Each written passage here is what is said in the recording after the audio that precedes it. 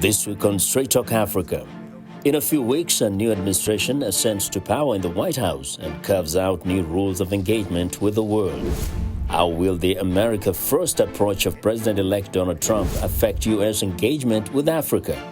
Straight Talk Africa starts right now.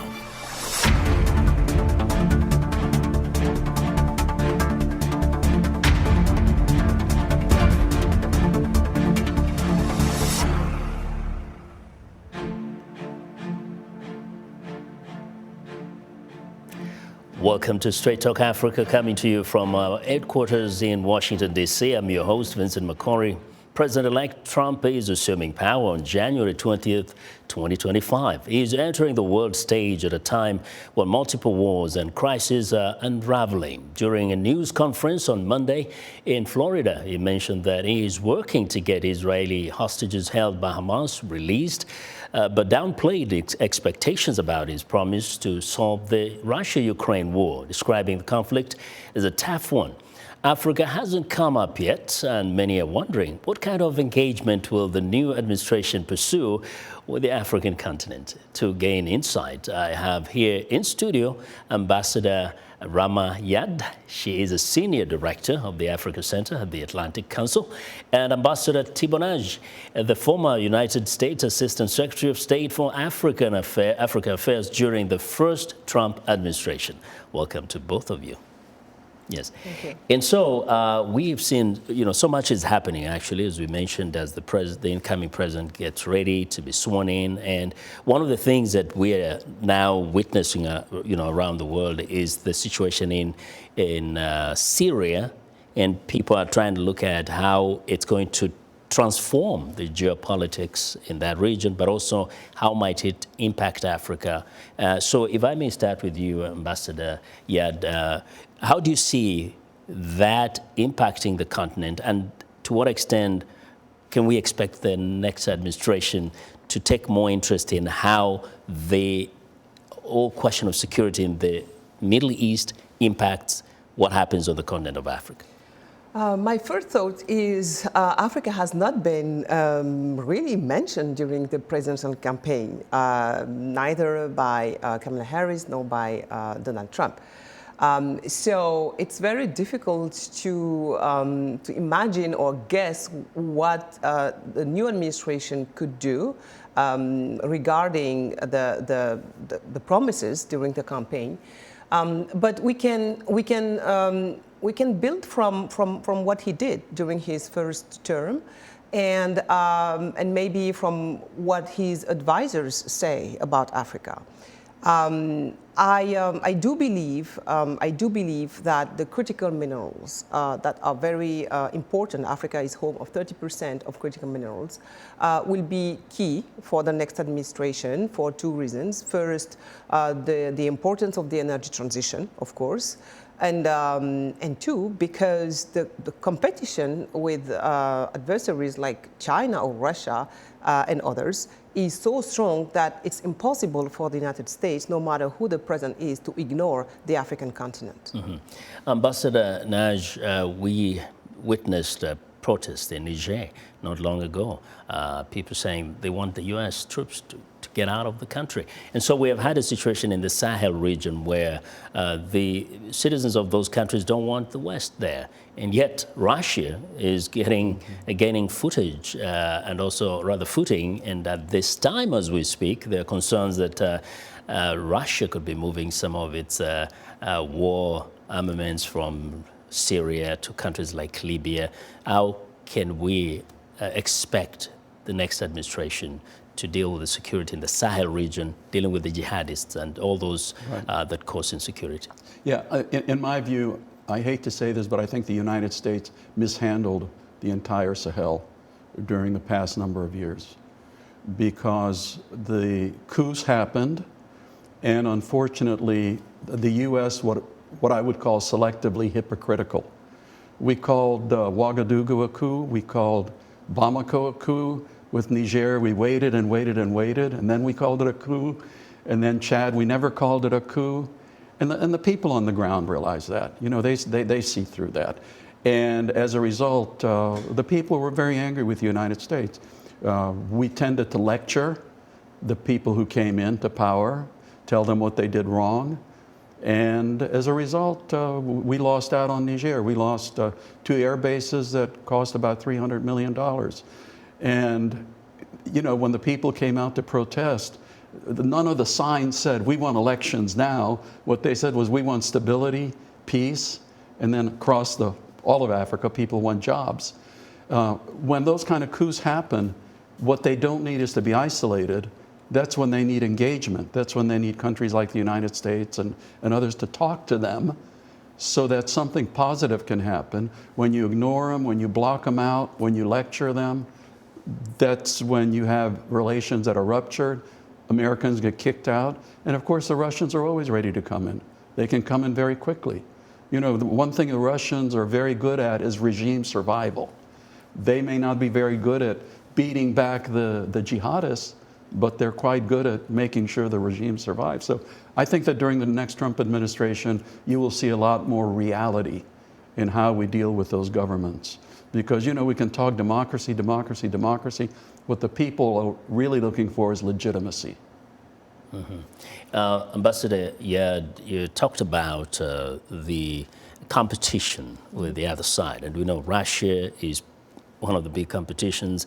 Of course, China, and you mentioned that the critical minerals will probably determine how the incoming administration will engage with Africa. But from your assessment, is that competition unhealthy for Africa necessarily? You know, the Africa President Trump will see in the next weeks is different from the Africa he left in 2020. Things have been changing very quickly. The competition is still there, that's right, with China and more with Russia. China is the first trading partner of African, and has been for 20 years, and it's confirmed, of African countries. Russia is a rising star in Africa, in some parts of Africa, including the Sahel, we just mentioned, because of Wagner or Africa Corps' presence and the propaganda.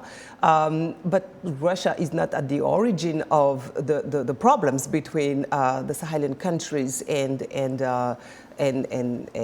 the Western countries, because they're, including the United States and France, you know, but they have used this situation to gain more ground, you know, more credibility.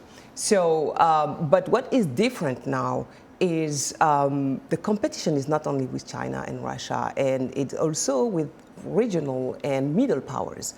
Saudi Arabia, Qatar, Emirates, Turkey, of course, India, Indonesia, all these countries are more and more partnering with African countries, which means that, yeah, you're right, which means that Africa has options now. So the risk is now, if we have an isolationist attitude from the US or any Western country, you can have America first, and you will have Africa first because of these options. Mm-hmm. And that's why it's very important to understand the new African ground.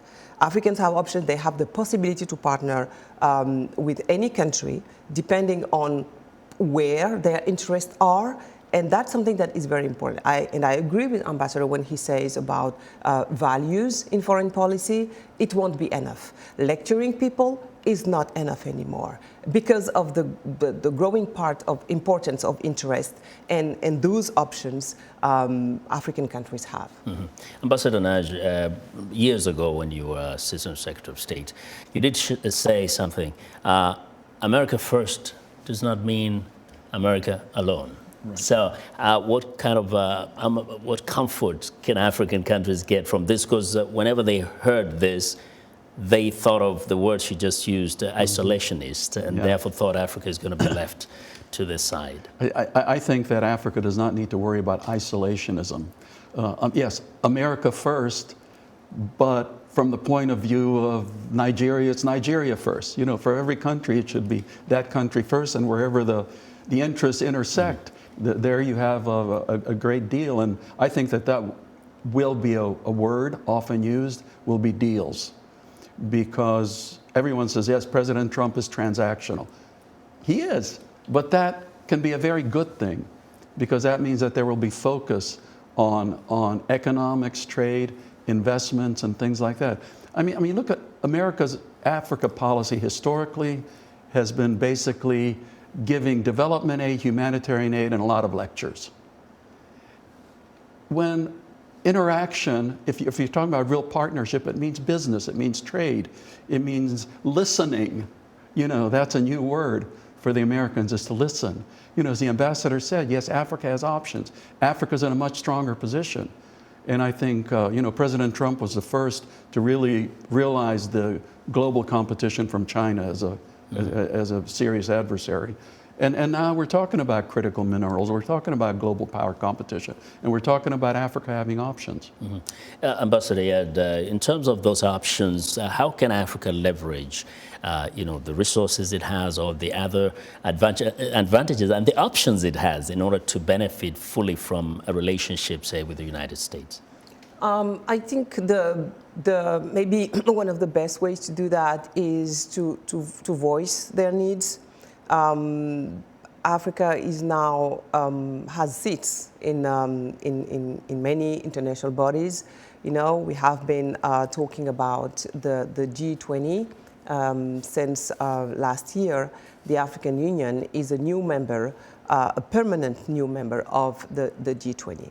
It's an interesting place for African countries to voice their needs in terms of development, for example, in terms of climate finance, in terms of security, of competition, of business, of trade.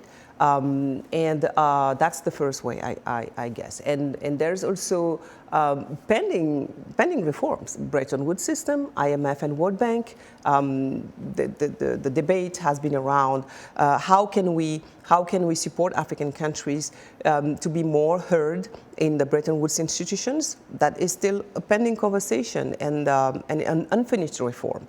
There is another unfinished reform. It's the Security Council.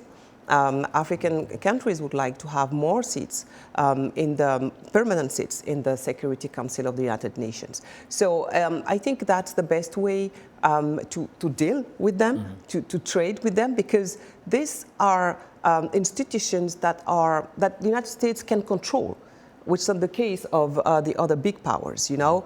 And I don't think that African believes in the Russian model or in the Chinese way of life. But I do believe that they continue to dream of the American model, you know, in terms of way of life, of cultural values and everything. But it's very important to recognize Africa's strategic importance in the world today. Mm-hmm. Thank you very much. Well, it's time for a short break. When we return, we'll continue our discussion on the ways the new Trump administration might engage with the African continent. Stay with us.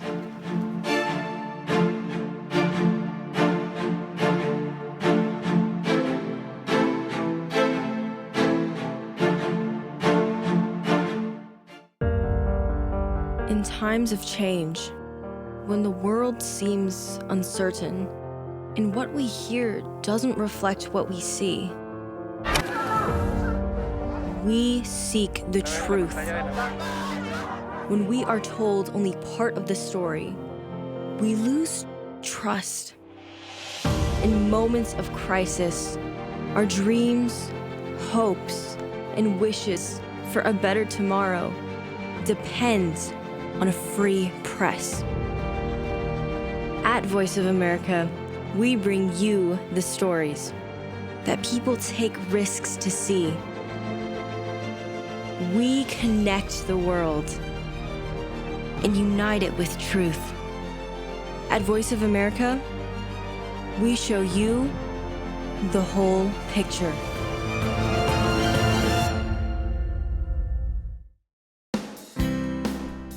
Health, wellness, sport, beauty, medical breakthroughs.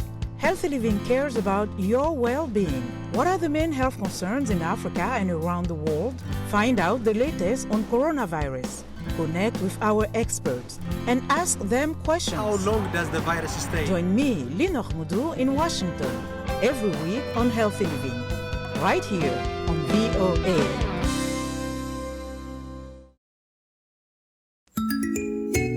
The African diaspora has long played a vital role in supporting families back home. Today, this has evolved as more members of the diaspora shift their focus from sending money to making long-term investments.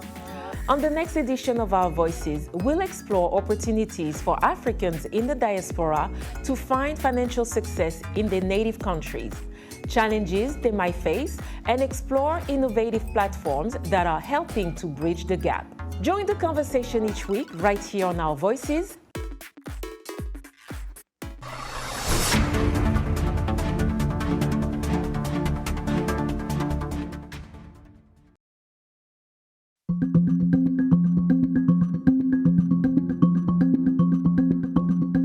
We do need Donald Trump in Africa for job creation, more jobs for us. There are so many teenagers that are unemployed. Seriously, we do need him. I want Donald Trump to give us more money in South Africa. President Trump should just leave Africa alone for a little bit, because there's no wars here, there's no troubles. Already we're peaceful, good weather. He must just sort out his issues that Mr. Biden left first before he starts affecting Africa. Because Africa's already been affected for hundreds of years, we don't need it. I think investment is always good. I don't really think there's much more apart from trade that he can actually sort of help us with. First of all, I would like President Trump to offer us an alternative to BRICS. If we have too much dependence on Russia and China, they can take advantage of that. I'm not totally against the dollar. I'm also, reluctant to also just totally submit to the West.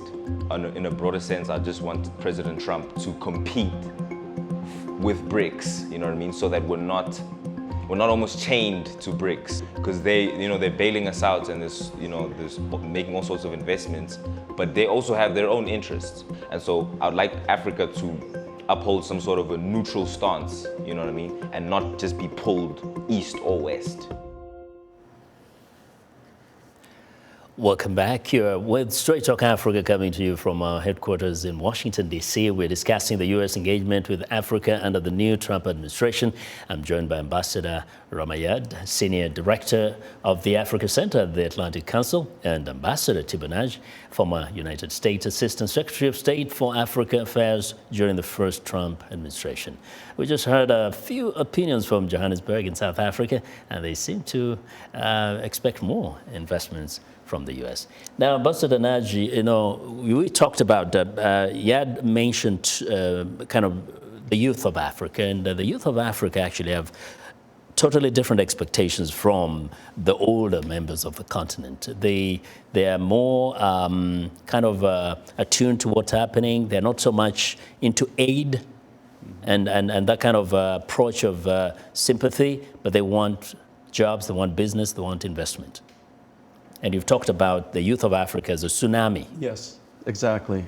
So the youth of Africa and their viewpoint actually line up with President Trump, because, when first Trump administration, we called it a youth tsunami because, in our view, it was one of the greatest forces coming out in the world in the 21st century.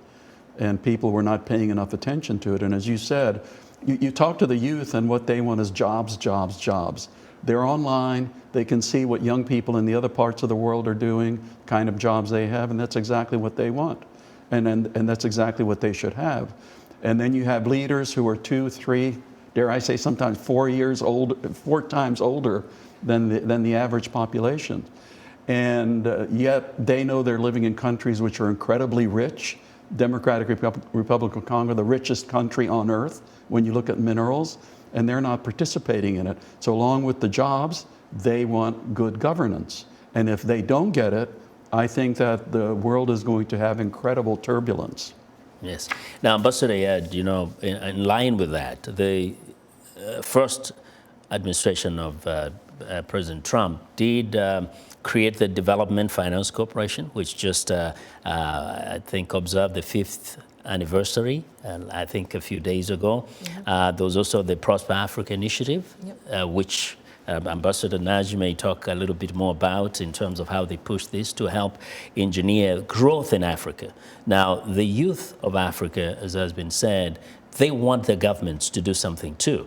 They don't want to be in a situation where they're helpless in their countries. They want their countries to do more. So how can they engage with the U.S. in a more beneficial way than sitting back and waiting for foreign aid, but rather what we just talked about, transactional kind of relationship? How can Africa ensure that those relationships actually yield results in terms of job creation, wealth creation, in a continent that is awash with mineral resources, with so much wealth? Yeah, I think job creation is the number one need in Africa because of this youth, of course, very important. And if they don't have any jobs, they will attack the institutions. That will be the consequence. We know how these young people, these young opinions, played a huge role in the Sahelian coup, and even in democratic countries. Look into Senegal, for example. The youth mobilized its network in the country and demonstrated every day during months until they have been able to change their destiny. So the youth will play more and more a very important political role on the continent. Yeah, but there is a frustration, and I want to stay with you on this a little bit. Most of the youth we speak to say they're so frustrated to see their leaders, who actually depend on the kind of aid they get or loans, squander the same money that is going to be paid back as loans instead of using that money to develop their countries. And so they see a sense of irresponsibility from their leaders. So how can they have any confidence even in their own governments? Because there is what I name a new Afro sovereignty.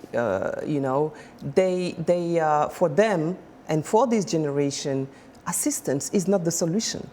Assistance, Africa has been under assistance for decades, and it doesn't work, and it's not about dignity either. So for them, they want to prioritize business, investment, but the problem, and that's why I think the transactional policy is the best way to tackle these issues. But at the meantime, there are key points any Western administration should address. It's very easy to advocate for investment, but we know that the investment to Africa are impossible because of the interest rates, because of the rating agencies, how they rate African economies, because of this culture of risk. When it comes to Africa, you have so many investors saying, "Oh, we cannot invest in Africa because it's a risky market." If it was really the case, do you think that China would have been investing so many billions during 2 decades? And this is not good for the Western competition in Africa. So that's why I think that for the next administration and its allies, it's very important to unlock the investment and the financial markets to support African economies and to be more fair. They are not asking more rights. They are not asking exceptions. They're just asking to have the same rights, economic rights, financial rights like the other countries. That's the key problem here. And that's the best way, I think, to release the investment. I would like to remind you that for the next 2 decades, Africa has a need of almost $3 billion per year to cover its climate needs, or the consequences of the global warming on the continent. This is huge, and the development needs are also huge. The continent need infrastructure, hospitals, housing, schools, all these things that require a lot of investment. So, Ambassador Nagy, you come from a previous administration, which means there are no surprises, not too many surprises we can expect in terms of the engagement. But is Africa still seen, she says, being seen as too risky, does not help to actually spur that economic growth because of lack of investment? No, I wouldn't say it's seen as too risky. It is almost seen as not known because the big global corporations can do business anywhere. But they also are not the kind of investments that Africa really needs. They need the medium and small-sized companies that create a lot of employment. And to get those to invest in Africa, you really do need an organization like Prosper Africa.